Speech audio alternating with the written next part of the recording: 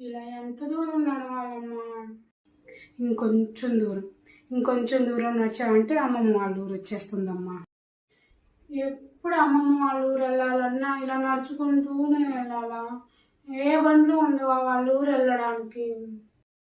లేవమ్మా, బండ్లు ఏం లేవు. ఇలా నడుచుకుంటూనే వెళ్ళాలి అమ్మమ్మ వాళ్ళ ఊరు.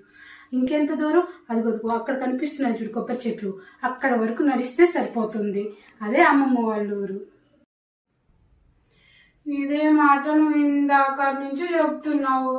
అమ్మమ్మ వాళ్ళ ఊరు రాలేదు కానీ నడిచి నడిచి నాకు కాళ్ళు నొప్పులు వస్తున్నాయమ్మా.